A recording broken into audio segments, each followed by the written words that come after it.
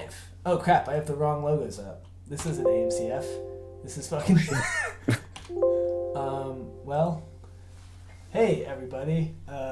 What's up? How you doing? I got Brett here. And What's up, guys? clearly I'm not prepared for this, so I'm gonna search for some logos for medieval combat, so give me a second. Mikey, do I even have rewards? He says I need better rewards, like 10 squats. Do I have rewards at all? Pretty sure I don't. What are rewards? I don't know. It's been a minute since I've done this fucking stream, so like I don't really remember how any of it works. I'm kind of slowly figuring it back out. I probably set them up at one point, or more likely Chris set it up for me. Chris did a lot of stuff to make this look a lot cooler, and then I trashed all of it. That's real. I'm about to have to try to figure it out. You doing a stream? Me and Jake Taylor want to start doing this. We've been doing videos. We haven't released them yet, but like we've kind of learned that a lot of times we're at our best when we're just like bouncing off each other and talking rather than like trying to set a video. Right. And if that's going to be the thing, then it almost gets podcasty, which is it's okay. But if I'd rather have interaction if we're going to do that sort of thing. Yeah. I mean, yeah, podcasting is good, but interaction with the fan podcast. People keep calling this a podcast, so I guess streaming is podcasting now. So perfect. I'm excited for that. When are you guys launching?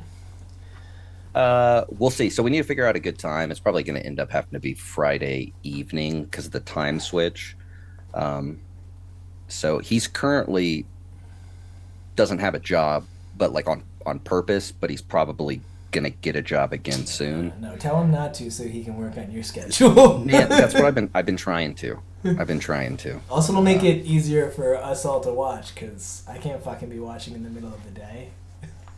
Well, so that's the nice thing is that if we do it in his morning, it's our evening, and that's when we do it. Oh, okay. So yeah, as long as he gets like a job, he can go in late too. It works. Yeah, that's perfect. Just call in sick. Yeah. Dope. All right. Well, we'll be looking out for that. That's exciting stuff. I do have my thing finally set up, so yeah, let's get to what we were actually supposed to be talking about, which is not Brett's upcoming podcast. It's Buhurt League World Cup, and specifically how Team USA did. Cyrus came on, wanted to talk week ago, 2 weeks ago, I don't know. He wanted to talk about how, I guess there isn't a Team USA, but how the USA teams did at Buhurt League World Cup. Yeah, Cyrus wanted to do the same thing for AMCF. For IMCF, we did it for Belmonte, and Brett was like, why don't we do it for the other event that a bunch of USA people went to? Like, that's a good point. Let's do that. So we are. I haven't watched anything. I've watched a good hour of maybe 40, 50 hours of footage. So basically, Brett's just going to inform me of everything that happens beyond Dominus winning and Shoshana winning. That's really all I know. Well, those are two of the important ones right there. Yeah, the golds we took. Yeah, so all in all, the U.S. did really well at the tournament. It's cool. I think they did really well at both tournaments.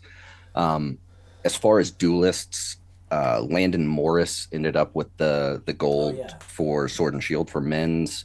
Shoshana, women's Sword and Shield gold. So we swept the sword and board category, which was pretty cool. And then we did pretty well in longsword as well. The longsword final was All-American final with Celeste taking gold and Julie taking silver. And then Ronan ended up taking silver in longsword, which that was a surprise to me. He did significantly better than he did at AMCFs. Did you watch him at AMCFs? Yes, some. Maybe not significantly better for sure. I think he had some good performances. He did what he had to do to pull it out. Yeah. I think he beat some people who were better than him. Yeah, I mean, he's unquestionably. He's a pretty good athlete, and being tall and long fucking helps. Yes. So, yeah, it was a pretty big surprise. I don't believe we medaled in pole arm. There's a possibility that I'm wrong. I actually left before pole arm started because I landed the morning of duels day, Oh, and then duels went too long. It was like 7:30 at night, and I was starting to get tired. And that was the first time I've driven a manual in a decade, and I did not want to drive tired for a half hour through European cities on a fucking car that I was only pretty sure I could manage to not stall out. yeah, that's fair. You know, getting some sleep is important, especially if you're fighting the next day or something. Yeah, yeah. So, uh, We did not meddle in polar body shell said. I okay. don't know who that I didn't is. think so. I tried to look it up Who do and you know didn't see who anything mentioned. do you know who he sent for pole? Did Creed? No, Creed didn't even come, right? I don't know who we. Okay, so Zale did well in pole, but didn't medal. Yeah. Um, and then I'm gonna be.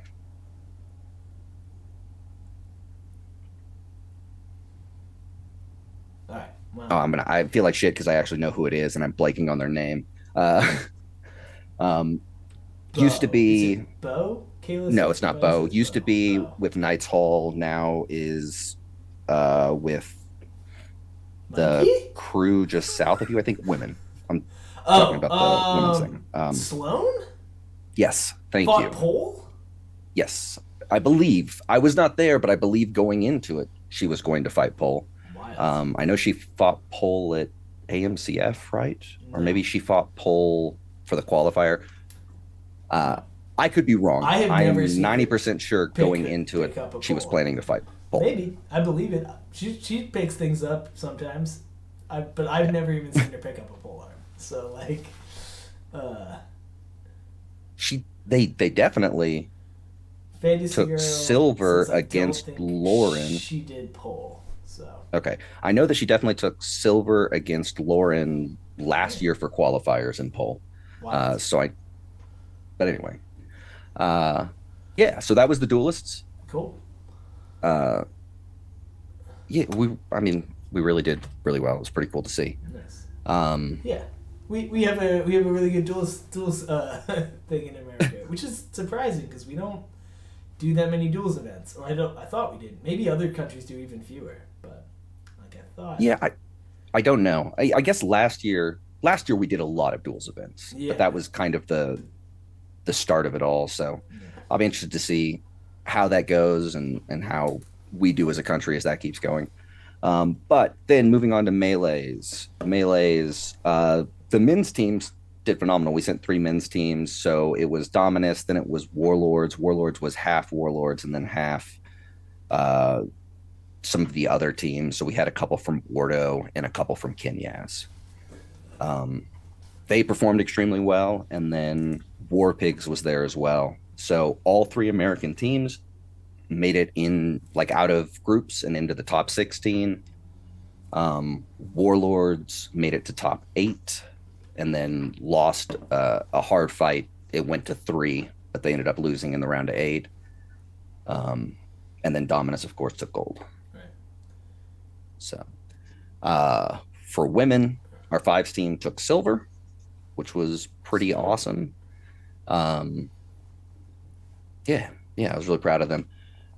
Then 12s, we had two 12 teams fight. One of them did not make it out of groups. The other one fought for the gold medal, but lost against France and Monaco. What So was we took the silver. what was that 12 team made up of? Was it two clubs put together, or just a random grouping of dudes? The American one. Yeah. So it was more or less, I believe, the three American fives teams Okay. um, put together, and then I think we had some people added in. Greg was on it. Greg was I'm on pretty Warpix, sure. so unless Oh, you well, mean there a you go. different Greg. No, no, that would make sense then. Um, so yeah, maybe just those three. Yeah. Who knows? All right. Uh, And then 30s, did we do well? 30s, we did not do well. We didn't do terrible. We didn't do terrible. So we fought the hardest team first. They beat us. The second team, I believe, we went to 3 and then lost. But the day was running long, and after that fight, there had to be a long break because there was a reenactment crew there at the same time, and they were doing like a big reenactment battle. Right. So because we ran long, it moved into their reenactment battle. So we had to delay so that they could do their thing, and then we were coming back afterwards. But at that point, basically, they gathered all the captains of the different countries, and everyone was like, I think we're done. It's been a long weekend, and Yeah, because fives went late too, right? Not just duels. Didn't. yeah. I think the last fight was, I don't know, close to midnight. I don't know, Jesus 11:30, Christ. 11. I could be making it up, but it was late. I was definitely kind of falling asleep in my armor, waiting for it to happen. Fucking wild. But other than that, like, yeah, things went long, but everything went pretty smoothly. There wasn't like a bunch of delays that we didn't need. I think a lot of what caused delays was there were a lot of injuries. Um, some of them bad. I think most of them not so much. But I feel like they're, I don't. This was my first real big international tournament, but certainly for the Buhurt League, I think they were very much like, if there's a chance of an injury, we're pulling the medics. We're doing full evaluation there before we move you. Um, It's pretty good. so, yeah, it was cool. They had medics on site. They had an ambulance on site and all that. And Definitely feels better than Italy, I think it was, where they had the medics come onto the field while the fight was going and move and quickly pull the dude off without checking them at all. Which was still like, it's cool that the medics are on the field, but like, I feel like we could stop the fight. I feel like yeah, maybe. yeah, it'll be all right. We can pause for a second, but yeah. Other than that, like, it ran really smoothly. I thought the refs did a really good job. Nice. Didn't have a lot of issues with refs making bad calls or no calls. Like, certainly stuff got missed, but there's always stuff that's gonna get missed. Nothing blatant. Is that is that your opinion, or is that also the feeling of the whole team? Because So I would say it is my opinion, and I have not heard anyone state another one, except for if you're going to complain about counting. And I almost don't count that as reffing. I just count that as the thing that is a problem with every event I've ever seen. Yeah. Um, Yeah. Until we can come up with a better system, it will continue to be a problem. yeah, and the problem is half the time it's hard to even know if it was bad counting. Like, if I'm not seeing it or whatever, like, definitely people complain about bad counting. Yeah. But who knows? Yeah, counting is a ridiculous problem. I mean, angles, and then just being able to track, like, what is that edge on? If it kind of rolls, if it kind of, like, it's it's as long as it's consistent. That's all I care about. Like, Yeah, and yes, consistency is the hard part. That's actually why I wish counters would count both at the same time. yes, Because at least they could consistently mess up both in the same way if they're going to mess up. So theoretically, they should have the correct person winning both times if they're decent, even if what they're counting's way off right. from what someone else is. Yeah. But who knows? One of these days. Yeah. One of these days we'll I don't know, create armor that can sense it with a touch and tell exactly how much damage would be dealt, and it will definitely take off and not become immediately a failure. Okay. For like the first half of that, I was like, do you not know that that's a thing? And then I got it. Yeah. Yep. I was very surprised that they really thought that was gonna just blow up, especially when you watch it and it just looks real sloppy. Yeah, it looks really bad. Yeah. I mean, the biggest problem is well, we go into that. It's a bunch of like martial artists, not sword fighters. Yeah. Like it's not people who are in a martial art where they regularly spar. Right. There's people in a martial art who regularly do forms who are jumping in there. Uh, Yeah. but anyway, All right. So you said this is your first time going over for a major tournament. What does that feel like, especially as someone who, for the past couple of years, is basically like one of the top dudes, if not the top like name in the sport in the U.S. So like, but this is your first time going over. Were there a bunch of vets on the team too, or was it mostly new guys? Like our team is almost all new. uh, are you talking Dominus specifically? No, I would say the whole. I would say the whole like the Team USA, even though I know it was I bet we had more vets than not for okay. sure. Yeah. Um, but I don't know. I didn't ever like actually break it down and ask who's it was their first one. So it was. I mean, it was really cool for me. Didn't like I didn't have as many nerves as I thought I was going to have getting there.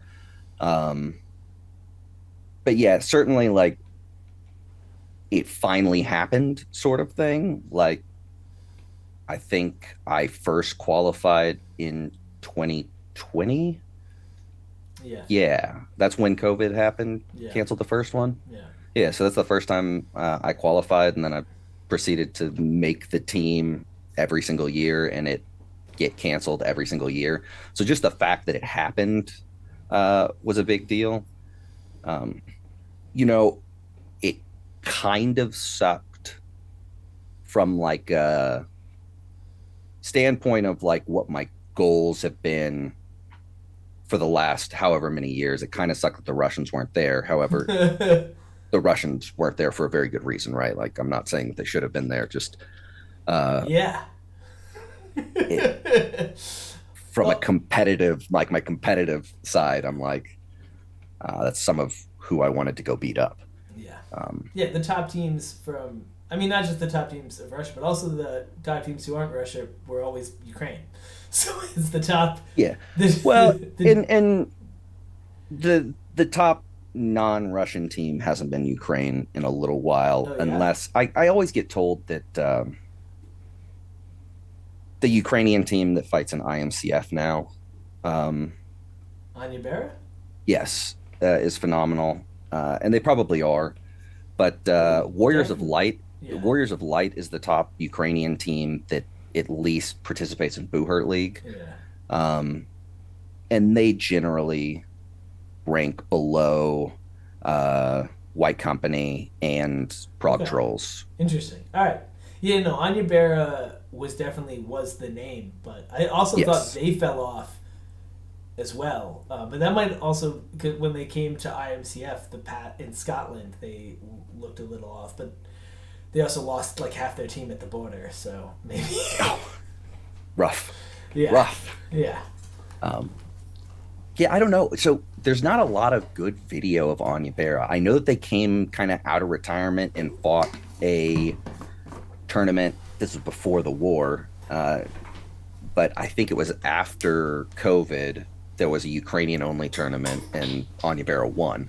yeah, So they're obviously still really solid there. But yeah, again, yeah, disappointing that two yeah, of the best countries in the world are not there at the World Championship, yeah, right?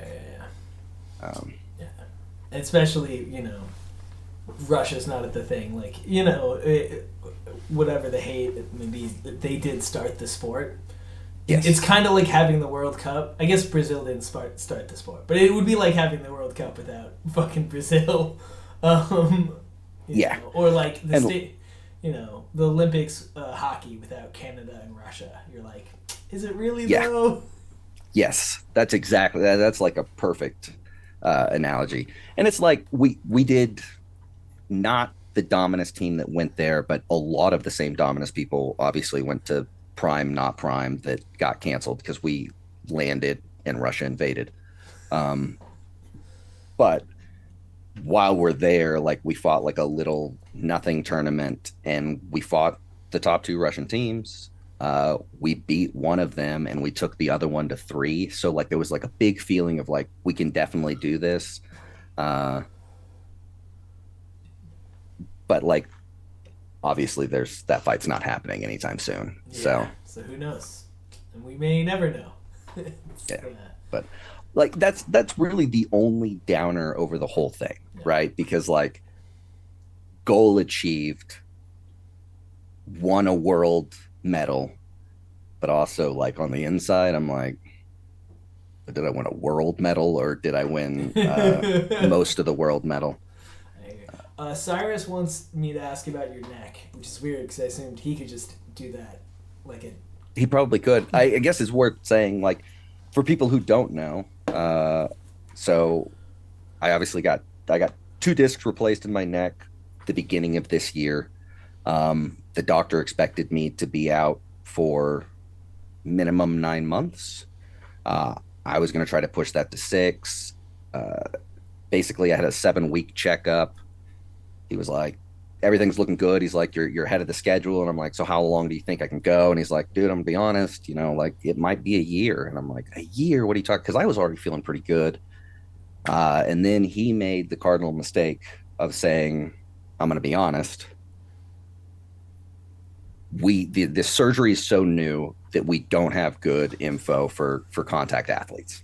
And I went like, oh, okay. Well, let me see what I can figure out. And then I went home, and it turns out that like as of a year or two ago, some really high name contact athletes have finally gotten this surgery. And it was like a big new, like it made the news because the first person to do it was a guy named Jack Eichler, who's an NHL guy, who was an NHL star, and he ended up getting traded to a different team for like their top prospects because his team would not allow him to get the surgery because they know what happens with a neck fusion. Like they don't know what happens with a disc replacement. And to the team, that guy's worth however many millions of dollars that they have into him. So they're like, we don't want you to have that. Well, it ends up he came back in 3 months and did phenomenal, right? And then another NHL got it and was back in 3 months. And then I found a kickboxer who got it, who won a silver at the World Games or whatever at 3 months after the surgery. And then I was like, this is happening just under 4 months after my surgery. I'm doing it. Uh, All right. and honestly, it felt really well. Yeah. If I get punched in the head and I don't see it coming, there's some pain, but it's mainly in my back. And I think that's actually from muscular injury with that happened during the surgery, which they told me would happen. But other than that, if anyone ever needs a disc replacement, you should do it. Like, fuck fusion, get your disc replaced because I feel basically 100%. And if it was a fusion, I would still be in a lot of pain and it'd probably be another couple of months before I could think about coming back. Fuck. Well, good thing you went with the experimental surgery. And now Yeah, right. you have a data point. You can tell your doctor. Be like, hey. It's perfect. It's perfect. It's 3 months. They'll be fine. Just so you know, your camera is like autofocusing, which I don't know. I don't care, but when you do your stream, you might care. Okay. So I don't know how to make that stop, but I'll figure it out. yeah, it's a thing I figured you'd probably want to look into later at some point. But Julie wants to know if they do those for the lower spine, if by any chance you know. I believe they do. I believe you can do it for everything now. I know. Um, oh man, I'm so bad at forgetting names. The captain of USA H&B for a while, pole arm user, really good. Galley. Thank you, Jeff Galley. I know something like 5 or 6 years ago, the H&B community in the US put together a bunch of money for him to go to Germany to get a disc replacement because they weren't doing them in the US yet. And I believe his was somewhere below the neck. Yeah. I don't know if it was lower back or mid back, but people made jokes about him having to get an ass replacement, so I'm thinking it was probably real low. That would make sense. Yes, it was probably lumbar. But yeah, I don't know how it goes with lumbar, but with neck, like I woke up and I could stand up and walk around when I woke up from surgery. By about a week, I felt more or less good to do everything. Yeah. Like, Have you know, like, you had your neck like cranked on like real hard? yeah. Okay. Um, so probably not like a neck crank. Yeah. So like not like a submission style Sure. cranked, but like full hanging on nothing but Yeah. my head, trying to put me down. Yeah, Yes. like a fucking giant like Austin's just putting all his weight on your neck. Yep. Yep. Yo, No that's issues. crazy. That's So crazy. again, a little issue with the muscle in my back. It's the one on the left in between my shoulder blades, but I woke up with that hurting, and that's because for anyone who doesn't know, they go in through like the front of your neck because they can move the muscles out of the way. Because if they go through the back, they just literally have to cut your muscles in half to get to your spine. But if they go through the front, they can avoid cutting any muscles. But while you're under, they like contort you because they have to get your shoulder muscle to move out of the way. And they're like, yeah, sometimes we got to do some real weird shit to get that to happen. And then we strap you down in that position. And then I'm strapped down in an awkward position for 4 hours while they're doing a surgery. Uh, and they told me going under, they were like, that's the thing that's going to hurt the most when you wake up. So they were right. But other than that, Why? it's been really good. Nice. Cyrus has another one. I'm not at all related to Buhurt World Cup, but what are your thoughts on the future of pro fights? I guess we'll get to the tournament afterwards.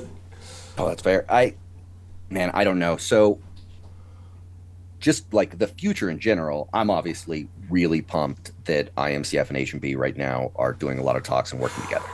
Well, I mean, working together, I think, is overstating it, but they're talking. They're at least talking about working together, right? So it's very possible that I'm hearing different stuff than you're hearing. Yeah. I've heard like almost essentially like they've decided that they're doing it. Now they're just working out how. Um, Maybe. Uh, so, yeah. but I have no idea. I have no idea, right? Like There's definitely nothing concrete done yet, and like maybe it's the cynic in me of seeing this fall apart so many times. But like until we see like this is the plan, I'm on the hopeful but not yet. Um, Yeah, we'll see. I honestly, I think duelists are going to be the biggest hurdle on it because that's where the most poignant differences between the two sports are. Like as a melee fighter, now one, I just think the H&B melee rules are better. there. Uh, but as a melee fighter, I don't really notice much difference when I'm fighting IMCF and when I'm fighting H&B, especially now that H&B has the shelf list, so you can't hook an H&B really. I mean, Um, part of that is the IMCF stopped, and then everyone kind of agreed, stopped actually calling the rule with the way it quote unquote was intended to be, and to the point of like you can do a rail throw as long as you let go afterwards, which is like, yeah, all right, that's what's the difference? um, so yeah, and then, but from what I've heard, IMCF is IMCF. saying that they're going to go to shelf list now, That's that's what they've been telling us. So which is smart because it is literally it fixes all of the problems with that rule. yeah, Uh, it's all the sports should do it. It's amazing. yeah, it's the easiest way to solve it from a rules thing. I don't like it on a. One of the things that I really liked about the old style when you didn't have that is that you could have a bunch of different styles of lists. Like you could do it in a fucking cattle cage. You could do it in a room with walls, right? Because there wasn't rules on what it had to be. But that requires then fiddling with the rules to figure out what it means, and this is a much simpler solution. I really I like having different lists and like the sort of the weird thing that comes like in a baseball stadium, like hey, right field is only 200 feet in this park. Like I like that sort I of didn't realize that was like that with baseball. Like certainly like tennis has wildly different yes, courts and yeah, it yeah, changes yeah. how you play it. Exactly. Um, Or like golf, every golf course is different.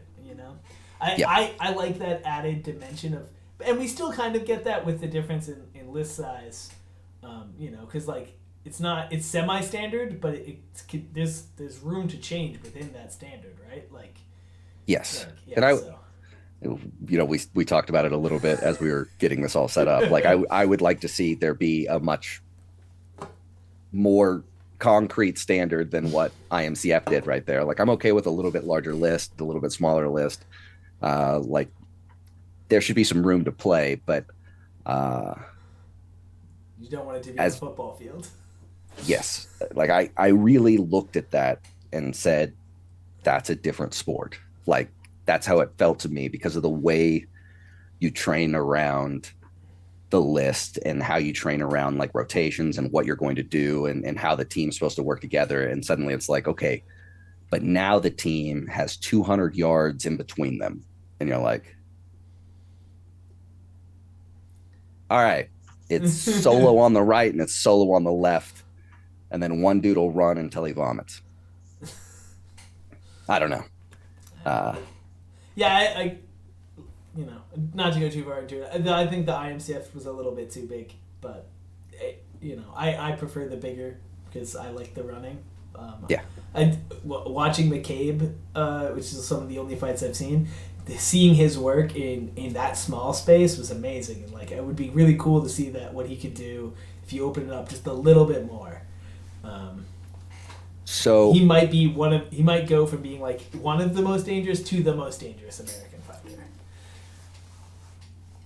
I don't know that I fully disagree with you, Might. right? Like, in some ways, like obviously, as a runner, you're going to want a bigger list, Right. Yeah, of course. You want and as a real man, you want a smaller list. right? I think that there's like a sweet spot. I think that like Andrew is a great example. He made it very clear that you can do all of the runner stuff in a in a list that size, and I think that's a really reasonable list. If it was a little bigger than that, I'd be okay. Significantly bigger than that, it starts becoming problematic because of the way that I want to be able to switch and play to each rails when I need to. Right. But All right. So back to that. so pro fights, Oh yeah, pro fights. I forgot. pro fights. Man, I don't know. I think it just depends on who picks it up right now because WMFC is essentially gone, right? And I don't think Buhurt League is really touching it that I've seen, and maybe they are, and I just don't know it. There are some crews that are doing a really good job. Like obviously, in the U.S., Mickey is like could not be doing a better job. Like I think that he probably owns the most successful gym in the US from a business standpoint, and he's done it almost entirely on creating a spectacle of pro fights. And I don't think you could do that with any of the other categories the same way. And then like in Poland has a legit professional league that has been putting on shows, and I say legit professional in that there is money, not that someone can make a living on it, right? It's like low end MMA. It's what I keep telling people. It's like your local MMA thing, Yes. possibly your shitty local MMA promotion. That's at least what I equate Mickey's to, because there are some legit ones where you can make some real money, like not a lot, but you know. So yes, and here's the thing: I know his numbers well enough to know that as a whole, he's making real money. Right, he is, but I don't think he's making enough money to pay people real money. Or is Yes. Yeah, as far as I know, not yet, but I Yeah. think that he may be beginning to do that. So I know a lot of that is like if you've been to a space, right? Like obviously he's got a Not the huge new space. one. I haven't been to where he's hosting. No. Just I just mean his Oh yeah, the training gym. place. Yeah. Yeah. Like he's obviously got a large place in the middle of like a very populated part of Nashville. So like I know his rent is way higher than ours, and in a lot of ways, that show for a while was what kept the lights on. Like, Yeah. but now it's to the point where it's keeping the lights on and paying people. Right. And I think the plan is just for him is he just wants to keep scaling up. Like once he shows that he can put 800 people in there every month, then he finds a place that will let him put 2,000. Yeah. And right? it seems like he'll be able to do it. Like I don't see anything really stopping. He's not growing too aggressively. Like he's setting realistic goals and then hitting them and fucking blowing them out of the water. Even like, Right, hey, I'm right. slowly going to just make this thing better and better and better. So like I don't see any reason why he would trip up and not. Yeah, and I think that sort of thing can be done all over the US. I know the early shows that we put on that were just like for spectators, we were easily pulling, like our first show, we pulled 200 something people and put them in a room that probably should have only had 70 people in it, Yeah, right? Like, definitely violated fire code. I oh mean, yeah, definitely oh did yeah, not got did not is what I said. had the fire chief showed up the next day. I'm not kidding. But anyway, which is one of the reasons why we had to back off of how we were doing it, because Yeah. we went through a whole bunch of shit to try to get our capacity increased, and like it got down to a point where we had to put in more bathrooms or we had to bring in porta potties, and we were considering it. But then there was something about like we're currently allowed to have like 60 people in there, and they're like, I don't think you're actually supposed to have 60 people in this zone. I'll have to look into it. I think you're only supposed to have, and it was like way less. And then we were like, what if we just stopped talking to you? um, so we never got into it. But uh, I think that if you find the right venue and you make it small, and I think that's a big part of it, because way too many shows, or way too often it's like, here's a horse arena and then let's try to get a crowd. And if they get 100 people in a horse arena, It looks it's terrible. like it's completely empty. Yeah. If you get 100 people in a room that's just big enough for 100 people, it's insanity. Yeah. One of the other things too about that, because the Night Hall's been doing that, forever, and that's how they pay their rent. Really, like, is the shows. Okay. And like for a while, like had we kept up doing our night fights, that probably, that we could have been Mickey. Had we kept doing it, I'm not bitter. I mean, consistency is a huge deal. We've talked. We had the same thing. We were going really strong, and then the decision was made to take an off season, and we never recovered from it. And Yeah. Yeah. I mean, it is what it is. It's not like I was the one doing all the work to set shit up, so Yeah, I can't really was. complain. So. Oh, And they were just like, we're just not gonna do this anymore. Like, oh, cool, good, thanks guys. I'm glad I put all that work into this. Anyway, like I said, not bitter at all. But yeah, the thing about having the small space is that the crowd is right there, and that's a lot of what makes like the impact of this sport is because it doesn't translate a lot on video, and it doesn't even translate a lot if you're like 100 feet away unless you know what it is. But the first time you're right up close, and like I don't smell ozone, but everyone talks about that. But like seeing I sparks, don't either, but yeah. fucking hearing the impact, like that's the first that really goes, oh, this is actually some shit. Like Yeah, when you hear that hollow thump, yeah, yeah. always. Yeah, so getting them closer to the action, I think, is huge to make, at least to get fans who might be on the fence, like, why is this cool? To really get them to be like, oh yeah, okay. Yeah, absolutely. I think it's huge, and I cannot stress enough how important I think it is that you have the right venue too, because like, I don't know, I'm sure everyone has been to like see a band that one of their buddies is in like a tiny little thing, and if you've got like 60 people watching a band in one of those little rooms, it's like that place is packed and crazy. But if you have 60 people watching them in like a gymnasium or something, I don't know, like Yeah. if you can fill the space, it feels like there's a huge crowd. If you do not fill the space, it feels like something that no one really wants to watch, and like the excitement's not the same. And I don't know. Yeah, agree 100%. Mutant Acapid. I don't know. Mutant. I don't know what your name is. Muntin. Sorry. Apparently I'm dyslexic, but whatever your name is, wants to know why the U.S. doesn't make a bigger push to make this go pro, and I think because everyone who's tried has fucked it up and failed. Like Mickey is the only one I've seen who's on a sustainable path. Yeah, yeah, I think I agree with that. There's all right. So there have been multiple people who've made a push to make this go pro. Um, Mostly it hasn't gone well, right? Like Yeah. I think the closest we got was with the night fight show, right? Like that was pretty huge. Um, Mm, like the whole world was seeing it. yeah. Actual money was being handed to people, but Yeah. like And literally it that honestly show. did Go ahead. okay in the ratings. Like No, no, it really did. I think it didn't do well, but it did okay. It did as well as some other shows that did get renewed. Um, you know. yeah. So I was surprised it didn't get renewed. I assumed that it didn't get renewed, possibly because we exploded.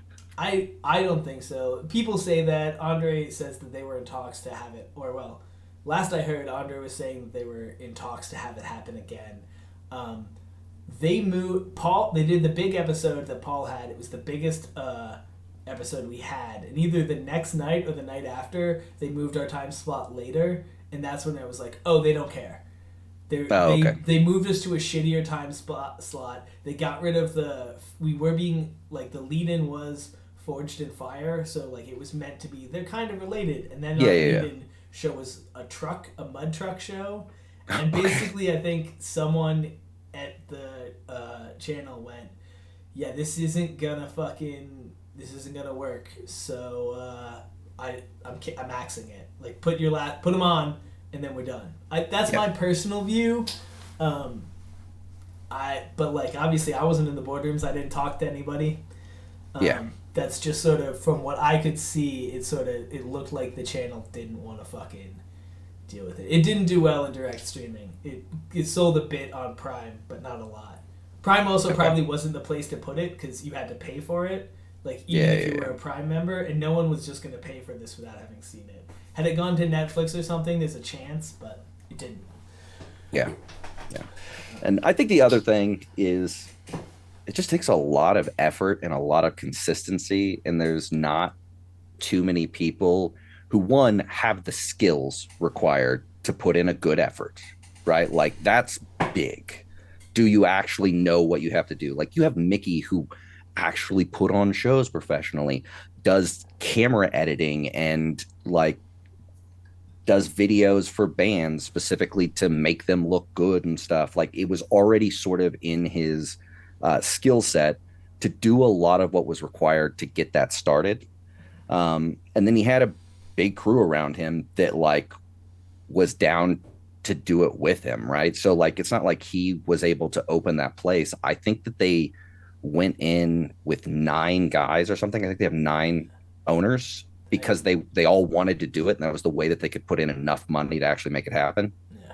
Um, And they fought every week, which is every fucking week, rough. every Wednesday, It's they did fucking it, and rough. seemed insane to me. And It his was. argument was like Wednesday night was their pro fight practice night, and so they were like, so we're just gonna practice matches and let people drink and watch while we do, sort of thing. Like that was kind of the way he was thinking about it. Yeah. But like, you have to take damage. Like even though he said that No, that they they did did. not. They did. I talked to Yeah. Jacob. He was like, "I'm beat up. I can't do this again." John basically said the same thing. It's why they didn't travel as much too. It's like Yes. they might not have been beat up on the way of like, oh, I have a broken leg or like I tore my ACL, but they were beat up in the way a fighter like a UFC fighter is after their fight, not because they took damage, because they did a fight camp and now Yes. they just stressed their body too much, right? Right. Like that's what it was. It's just that continual low level stress on your body. Yeah. And maybe Mickey's just made it something different, but the other guys I Well, talked to definitely said they were fucking feeling it. I mean, I think that everyone was feeling it. I think the big thing is that all of that work that they put in has now put them in a place that they're now able to do one show a month and make more money than they did when they were doing one show a week. Yeah. Um, which is awesome, right? Like that's the dream, and hopefully they keep scaling up. But that was like a year of like they weren't even like you said, that it's not like they could travel and go do other events because they had to fight every week where they were. No. Um, Yeah. so who And knows? the other thing is like why like that's probably the top end of what we're doing with pro fights, and I watch them, and not to like be too fucking negative on it, but not all of those pro fights are high quality. There's a lot of some low quality fights, and that's you know, at a certain point, I think that's gonna stop our growth when the novelty rolls off, and but at what point that is, I don't know, and I imagine by the I'm going to time disagree with you there. you think all their fights are fucking bangers, high. No, no, Uh, no. I think that I disagree that that's going to be what stops it. If it somehow got stuck there and that's where it stayed and there were oh no yeah, changes and no improvement, no, no, but no. like look at early That's UFC. sorry, yeah, that's not what I'm saying. I'm not saying we're Right. stuck. He's not going to work. I'm saying he is exactly at the level he needs to be for the skill set, and the skill set's slowly improving. Like if you Yes. go watch the early fights that he had, he wasn't as good. Jacob wasn't as good. Oh, no Now doubt. No those doubt. guys are like, I don't think I can beat Mickey. 100% don't think I can beat him. And like his early fights, I thought I could Yep. take Jacob in his early fights, and he's got 100 pounds on me. Yeah. Uh, That's fair. Now, nope, not a chance. Yeah. Not a fucking Mickey's chance. Mickey's gotten real good and Yeah. watching his guys, they're Yeah. doing great. And Like that's the thing. I think that will continue to go. And by the time he's ready to make that next step up, and fill like a smaller stadium or a casino or something like that, I think the skill level will be there, and also the demand, so that if he can't get enough local guys who are that good, he can fly you in, he can fly Creed in, he can fly Craig in, right? yeah, and he's already becoming a destination fighters want to go to. I've Yeah. been talking about my guys about picking a day or one of his shows this year and trying to take a crew to it Yeah. to go pro fight. I'm trying So to go in either June or July, so you should pick one of those months. let me know. I could probably do June or July. I'm I'll not. see I'm who else not. I can I'm get not with taking me. you though. We're not even in the same weight class. No, I mean I'll just go there and fight same time. It'll be But good. yeah, no, that'd be dope. It would be. You should fucking come up. Are you doing pro fights still? Are you? So I I'm at a point where I want to. So the biggest problem with my neck issue was that I had a significant loss of strength in my right arm. That's why because I was dealing with the neck issue for like a year and a half, 2 years before I finally bit the bullet and went and got the MRI. And the MRI said what I already knew it was going to say, and then had to get surgery. But it was because my right arm, I stopped being able to use it nearly as well. So, like my right forearm, the thing that makes me, the muscle I use to lift a blade, uh, stopped being able to do that very well. Um, so I hadn't really been looking for pro fights. Right. At this point, it's at least close to 100%. Right. So it can lift everything that my left can. My right used to be much stronger than my left. One of the big keys of noticing how bad it had gotten was like I could do stuff easily with my left that my right couldn't do at all anymore. Now my right is at least on the level of my left as far as strength, and it keeps getting better. So long, yeah, I'm ready to start doing some pro fights. I do pro fight training in practice semi regularly, but it is not. I'm not getting in armor. I'm not pushing my cardio like I would if I really wanted to pro fight, but I'd like to. That guy who's going to stream, who I assume is Jake Taylor, that I assume just because that's it says that we should get back to the Buhurt League World Cup, and specifically, what are the points the U.S. team should take away from the event, and will this impact the landscape of the U.S. scene? Which is a great question. Also, Chris Wilkinson said he got his axe today from you, and it's fantastic. So. Oh, fantastic! Yeah. Excellent. But yeah. The question was, what are the points the U.S. team should take away from the event, and will this impact the landscape of the U.S. scene? So the biggest one is that we're competitive on the world level.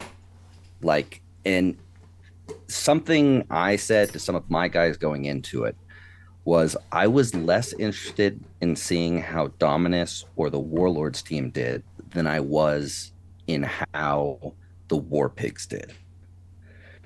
Because the War Pigs is a solidly above average team, but not one of our top teams.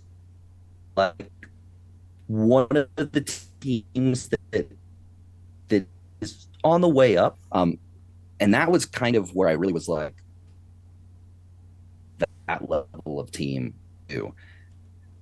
And they made it out of groups. They beat everyone except for the top seed in their group. And I don't remember who the top seed was off the top of my head. Prog Trolls, maybe. Oh, Um, jeez. yeah. So whoever it was, And then looking at it, I they was like, drew I don't think white. there's. They drew White Company first too in brackets, right? Yes, Yeah. yes, So and they ended up, being second place. So, um, yeah, seeing them get out of groups and into the brackets, into the top 16, I think that was really telling for where we are. Um, Warlords, which had like a little bit of a Merc team, making it to top eight. They were, they took their eighth round to three, could have made it to top four if they had played it a little differently. yeah. Um, it definitely showed that the U.S. level is high, right? Like we are a legit country, and we're like legit competitive on the world stage. I thought it was really neat. I also thought it was cool, since Jake asked the question. Australia and the U.S. have been working together more and more recently, especially with, you know, I think when Colin moved over there, it was sort of a catalyst to make a lot of connections. Um, and so we had several Australians come up for balls to train with us, and also coming to, what's that thing that we did earlier, Carnage, earlier this year. We've met up with, like, Jake and Colin have come. We've met up at Mercia. Uh, they fought on Dominus to fight White Company. Anyway, all this to be like both of us were kind of a little bit isolated from the mainland of this sport. Um, and when you look at the top eight, two of them were US, two of them were Australian. So that's kind of cool to see. Yeah. Um, So with that Australia connection, do you think we're gonna start trying to head down, send some of our guys down there besides Colin? Because like they've come up here, you said twice, but like I I don't think think I think we should definitely do it. I I've know heard I like I'm anything already about in talks with them to figure out some time it. Okay. to go down there. Yeah, I mean, I want to just to see Australia. Yeah, right. Like Australia is much cooler than the U.S. We should be going there rather than them coming. I mean, except the money part, but Yeah, yeah, uh, yeah. I mean, I think we should definitely do it. And there, Craig's been reaching out, trying to see if he can get White Company to come out for a training event or something like that. Like, there's been a lot of talk. I think one of the cool things about doing well on the international scene, and especially like having Dominus beat White Company, is it also uh, raises our standing in the international scene to a point where I think maybe we have a little more ability to draw teams to us. I definitely think the fact that we were able to go up and beat White Company at Mercia. Now, that wasn't White Company's A team by any means, but just by going there and beating them, I think it is the reason that they tried to make Carnage happen. right. Right? Because we went there, beat them, and they're like, well, we're going to go ahead and get that back. Yeah. And so that, I think that's huge just for the U.S. from having the ability to actually pull teams. Is now we can at least argue we've got like some of the best teams in the world. Yeah. Like, if you want to headhunt, you got to come here. Right. We clearly have one of the best teams, and then our depth, like you were saying with the War Pigs, like our depth is increasing too. Yes. So like it's not just like a one-off. These guys are fucking great, and everyone else. I mean, there's the gap in skill is fucking huge, but like still. It is certainly smaller than it has been. Yeah. Maybe. It is shrinking. Okay. Um, I think there's lots of people that are crossing that last little thing. I think a year and a half ago, I would have told you Sean was solid. Hanson, Uh, Sean. Hanson, yeah, he was solid, but definitely needed more work. I think recently he started to really come into his own. I think same thing with Andrew. Yeah. Um, Oh yeah. Andrew, Ooh, Jesus. so Andrew's always been a high impact player, but his style is, I always give that style of runner a little bit of a hard time because I think it's too easy to shut down. Um, but he has started to add skills that are very important to round out his game. And after watching him at BLWC specifically, I was like, he's becoming like a legit He's a problem threat. He's a fighter. fucking threat. Like, Yes. Um, yeah, like one that's not easy to deal with. Previously, a lot of the high end runners, you just had to understand that person was on the field yeah. and that you couldn't do certain things because if you did, he would punish you. But Right. if you avoided those certain things, Right. they almost became useless. And Yeah. If that was that's the a one, little if that was the one skill, yeah, yeah, yeah. I would yes, agree with that. yes. That was 100%. I Um, mean, to the point that like, I mean, we're going way back, but like, we used to when we faced a runner team and we were pretty decent runners. We're gonna sit on the back rail, which is the thing you used to say about like how you would deal with chaos. No, we're gonna sit on the rail. Fuck you. Come to us. yep. And it's yeah, it's a very shut downable style if that's all you have. But you know, Yeah. But he's been doing a lot better. His striking keeps getting better, and then the biggest thing is his counters have gotten much better. He doesn't need takedowns as he used to. I lost you for a sec. You want Okay. to say that again? Uh, I was gonna say, oh, for him, like his striking continues to get better. His checks and mobility have always been good. The biggest thing is his techniques for dealing with people trying to get a hold of him have gotten a lot cleaner. Um, at this point, he doesn't need much of an overextension when attacking him. Like he needs hardly any at all. He just needs you to be forward on your feet when he goes for his counters, which is a really big deal. Like that is, if you want to be a runner, that must be in your game, or at a high level, you will always fail. Yeah. Um, and it's really starting to get good in his game. So those are the sort of things that I look at when I say that gap is definitely shrinking. Yeah, but so I mean, I would say though, if you look at then McCabe and then the next runner down, maybe, and not the next. I'm sure there's a lot of guys at this level, but a guy who is at the tournament, Greg Fisher, great runner, Yes. doesn't have any of that other stuff. You know, I love my boy, but like, Yes. he doesn't Yes. have the striking. He doesn't have the. And that skill gap I think is pretty huge. And then I think Greg over the next level is so basically what I'm saying is like the mid tier level to where Dominus is fucking huge still. I like whether the gap from I just think that we've started to fill it in as in that huge gap we now have. It used to just be a huge gap, and now we have people fitting in there, right? Like Yeah. you have a second tier of warlords. You have the executioners. You have Kinyas. Like none of us are quite up to that, but we're all starting to get in there. War pigs, same. Yes. They're not really a mid level team, but they're not really a top level team. Yeah. So. I guess my big thing is that in some ways I'm starting to see a lot of what might be the next generation of good fighters start standing out. Yeah, okay. Right? That's fair. There's a multitude of fighters that you're like, okay, these guys are really solid. They're not there yet, but they're really solid. And I'm starting to see all kind of over the place, one or two start standing out. Okay. Alex Doss had a phenomenal tournament. And he's a guy, so he trains with Joseph Brandt a lot. He fights for the Soldados, I want to say. or something. He's in wherever that guy lives. Yeah, no idea. Where does Joseph Brandt live? Cali, Somewhere in right? California. Yeah. Anyway, he's been doing like a lot of judo. He's a smart guy. He was at balls, I think, both years, at least last year. He might not have been there the I year don't. you were, Yeah, the name doesn't sound familiar, so I don't think so. but I know he did stats for the War Pigs, and I won't. Let's just say he did very well. All right. Uh, Nice.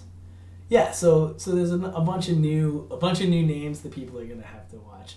Jewish Jailbait 69, which is that's a name. It's a fucking name. Do you think there'll be a better way to find the better fighters from smaller teams? And I'm not quite sure what that means, but it sounds like you're kind of saying they're showing up anyway, just on their own. uh, yeah. So my, what I'm guessing you might mean is like, how do we get those people when we go internationally? How do we get them onto the team? I don't know if that's what you're asking, but uh, it's tough. We I don't don't. know. So there's We don't. you know, yeah, you could. Ringo definitely has his ideas of how he'd like it to happen. I've got some ideas. So the biggest problem, and I don't know how long you've been in the sport, is that we've had issues in the past of when you have someone deciding and picking people, uh, often the same people get picked all the time, even if they're Yeah, there was not the there best. was there was And nepotism. There was yes, there was lots of issues with and not people not picked on merit so much as whatever the person thought was the most important. We didn't yeah, have a system. There was not multiple coaches. There wasn't a scouting team. The things you would want if you wanted to have a coach pick. right. Um, So in a lot of ways, kind of what he's talking about, I think that if we if we wanted to do something where we were actually like hand picking in any way, shape, or form, we'd have to have a legit system. I think right now, yeah. going to the whatever team wins goes has been sort of the best. I also think with the way you guys are doing Dominus that it kind of will, right? Because That's what I was going to say next. Dominus is the fucking All Star model. It's a democratized version, and especially, I think the thing that really could help with this is we do the to get onto the 30s. It seemed like you just had to be willing to go, right? Right. And we took two 12s teams, and for the 16s and the 10s, it wasn't quite the same, but really it was, how much are you willing to do it? So if you're good and you're willing to go and show up for those, and then you have a highlight performance in that, well, people will pay attention, and then they'll remember you for the fives, see you at the fives the next time and the next time, and then you'll get invited to go to a Dominus training or something, and then eventually, if you're good enough, I assume you'll make the team. I mean, I'm speaking for not Yeah, my yeah, team, but right, that's right. what So the model seems to have been pitched. I guess actually the correct answer, and you hit on it right there, that I didn't even think about. The correct answer is show up to balls, show up to winter camp, show up to any of the training camps we run, because like we will literally end up sparring or grappling or whatever a lot, because it's what we do in all of those camps. And there is, if you are skilled and you're starting to get good, there is no way we will not notice. Now on the flip side, uh, it may turn out that you're less skilled than you think you are, or something like that. So there's always like risks, but I guarantee you that if you are like starting to get good, uh, if you are in a training camp where like we have hands on and we're doing like light sparring a lot of rounds throughout the day, it will make itself very apparent. Yeah. So So I agree with that. So back to Buhurt League World Cup again, though. So this was your first. Did you guys fight at a castle? Was it a straight up? no, No, it was not a castle. So you didn't get no, it that was experience. Did you yeah, do? it was just a Ren fair. Essentially, it was like the largest Ren fair in Europe, or that, Right, area of I don't know. It was Yeah, a Eastern big. It Europe. was a big Ren fair. Yes. Um, all right. Was it still like cooler than fighting at like our normal run fairs? Beyond the fact it was a world championship, like was the atmosphere better at all in any way for you or the team? Did you hear people talking about it? Um, Uh, maybe. So, yeah. all right. So first of all, like just me, personality type. Uh, I go to those places to fight in a tournament. The castle, I almost don't care about. Like the few times that like I went to England and spent some extra time to see sites or whatever, and like my sightseeing half the time is like, oh, you got to see this cathedral. It's got great architecture. And I walk up and I look and I go like, oh, that's really cool. All right, what next? And like that's just kind of how I do things. So I don't know that if I had the choice, I think I would pick like a really nice indoor place with good lists and good floors before I would ever pick fight inside of a castle for a world championship because Alright. I'm there for a world championship. Shit, man after my own heart, but I feel like Yeah. Uh, but you know, it's also just cool to fight inside a set castle. yeah. Uh, Did you guys do the knighting? so we let people do it individually, essentially. Huh, So interesting. I, Did you so get knighted? no, and I wasn't interested in it. But I messaged Larry a little bit to ask him his advice on it, and he said that for H&B they had been doing it by club for several years now, and because I basically told him like if you think this is important, I'll stand in and do whatever you want me to do. Um, but like I've been knighted in multiple organizations, and like you could say I almost have baggage about the idea of a knighthood and white belt. Like it's Bro. just Bro. yeah, I'm just like, Ooh. and I feel a rant again coming for on thinking me, about it. one of the things I love about this sport is that it's a sport. Um, and so like I know hearing other people talk about it that white belt is really meaningful to some people, and I don't think there's anything wrong with it. It's just not even a little bit meaningful to me. Uh, so yeah, Uh, is what it is. yeah. Yeah, same. But, you know, it is to people, so I figured we'd at least bring it up. Yeah. Whoops. At least didn't rant on it. I kind of wanted that, though. Kind of want a night rant.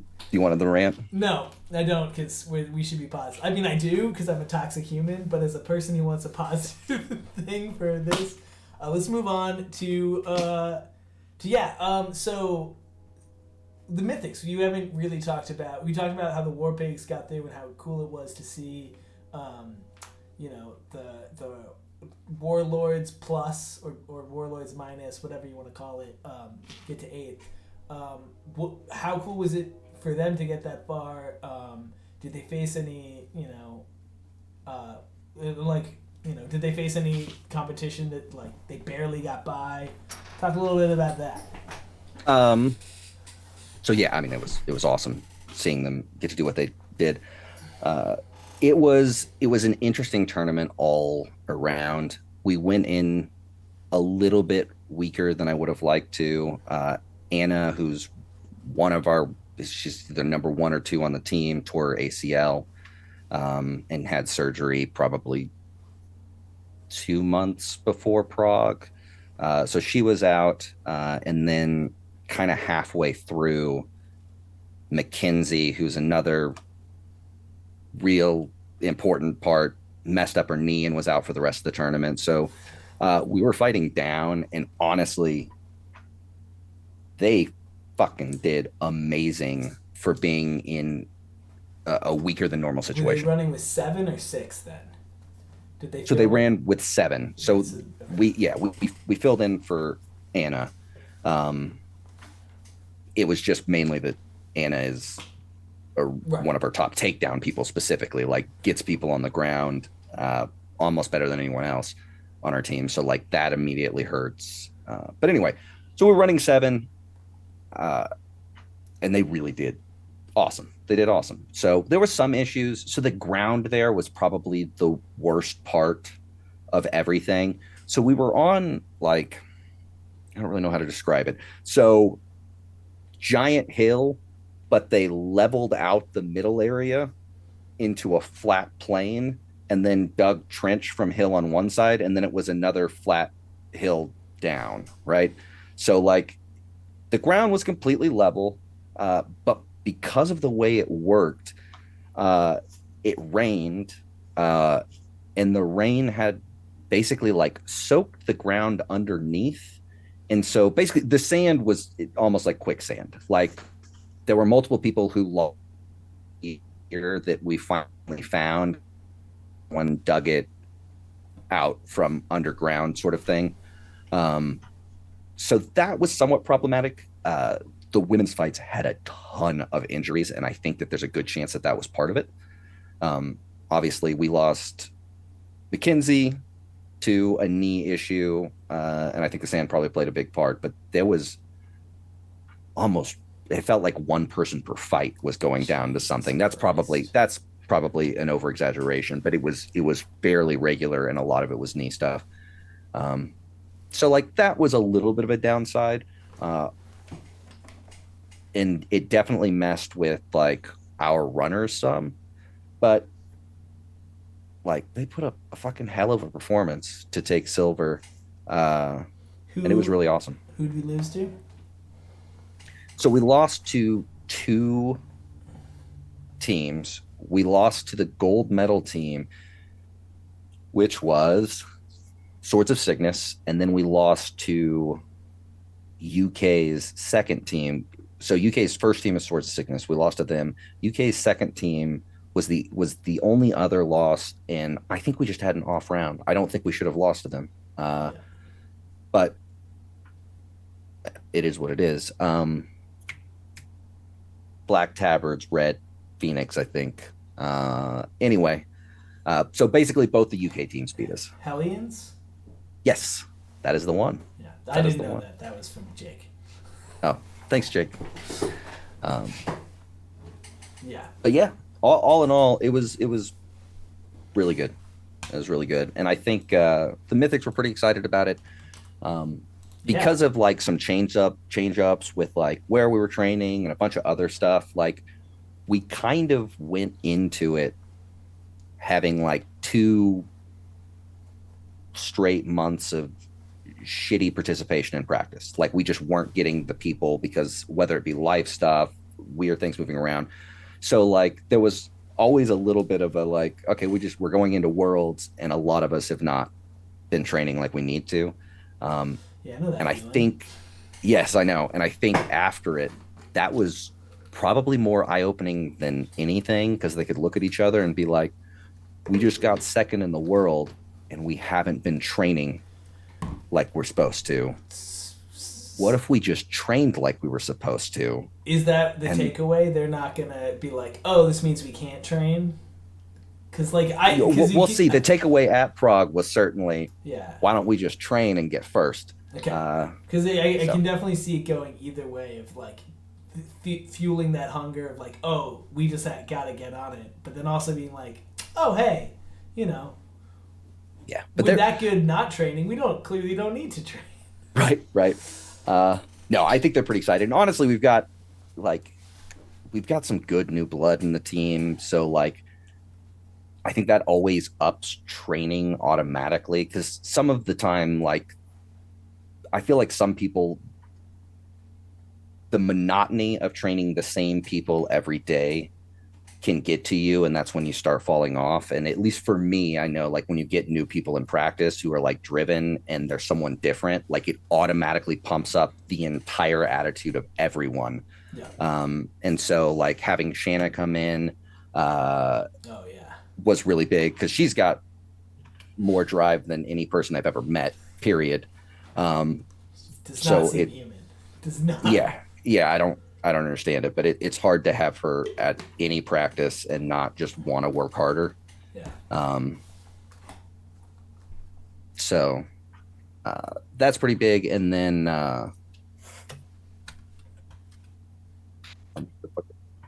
What's Mikey's fiance's name? Holy shit. Really? Really? I no, you don't understand. This is a thing with me. It's not someone I don't know. I'll forget Mikey's name later. I Kayla. forget names. Kayla. God, I always feel bad because people are like, you don't even remember her name. I'm like, I don't remember anyone's name, Have you including the been people to that I named have you 27 have you been times. to a Like, doctor for TBIs yet? If this if I started getting them when I was 12, then when did you start that could be doing the issue. when did you start doing football? 12. Nah, we'll see. It's only names, but it's always names. I don't know why. I have the worst name recall ever. Oh, Uh, yeah. That's not it's so not great. It's not.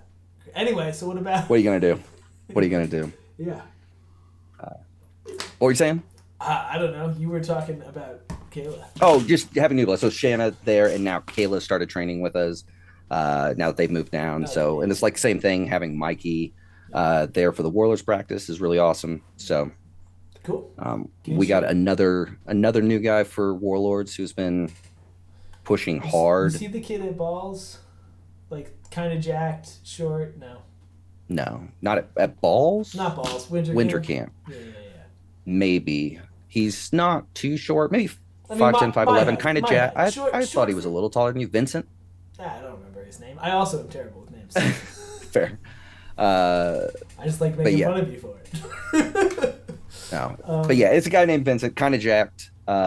Really solid, really solid. yeah, I think he's been with us for probably 6 months now, maybe a little longer than that. But yeah, he's doing way better than someone at 6 months yeah, should yeah. be doing. He So he seemed pretty dope. Pretty like he was into it. Had some athleticism and like definitely the drive.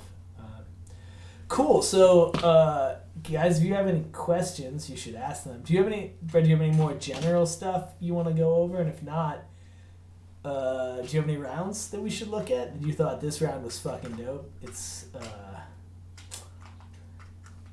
yeah, well, we can definitely go over rounds, general stuff. you not have.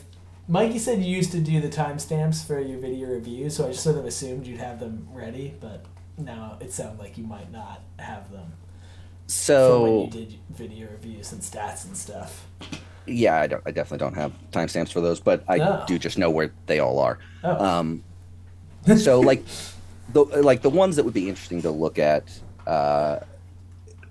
It just depends on what's interesting to you. I think we talked about like possibly showing stuff that we did at Oh winter yeah, camp that's working. personally that's I would love to see the stuff that you've been working and like sort of see it in play.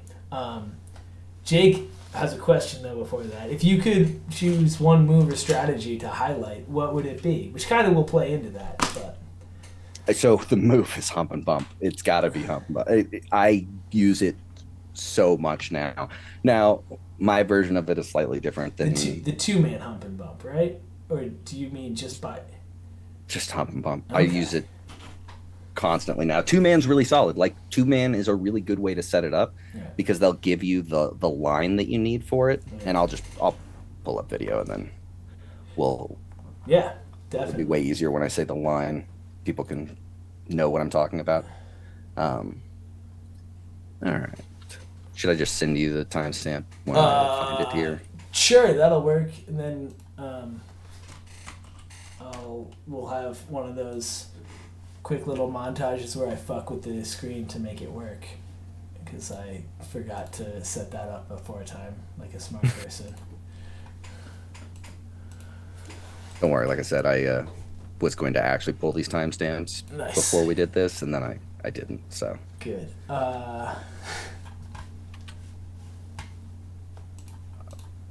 but yeah, so hump and bump worked really well. We've been doing uh, like Daniel specifically has been doing a lot more aggressive. He does a lot of aggressive openings that I have never really liked. Um, but more and more, like I'm becoming a pretty big fan of them. Yeah. Uh, What'd you do? Am I looking at? Oh, there. I'm looking at your stuff. what? Oh yeah, I shared the screen, right? You're looking at YouTube. Yeah, but you like essentially have the same screen that I'm looking at on the right. So I Oh, got real nice. confused for a second because it Yeah. just looked like the. Now I have to fucking remember how I fucking set up things on window capture. That sounds right.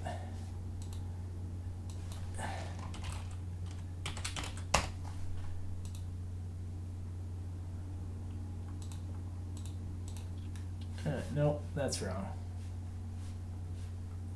Ooh.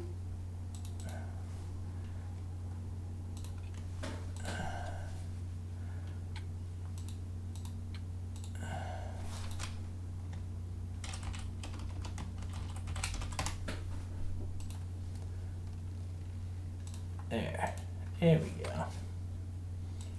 Did you find I'm pretty sure it's right here. I'm making sure, but uh, I'm pretty positive this is it.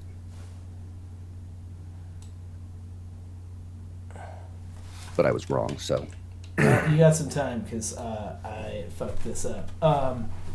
Meanwhile, if you can talk and look at the same time, yeah, yeah. Fate Stunner says, "What do you recommend to get better on an individual level? A lot of teams don't have a solid practice to learn from, which is true. Um, Can I guess that so it's going to be judo? that I mean that's definitely what did the biggest thing for me. Like I think it some of it depends on like what do you have as far as practice? Like is it mm, you don't have any practice at all, or is it you have a practice once a week, but y'all guys kind of just put on armor and fight and then go home? Um, like so individually, especially if you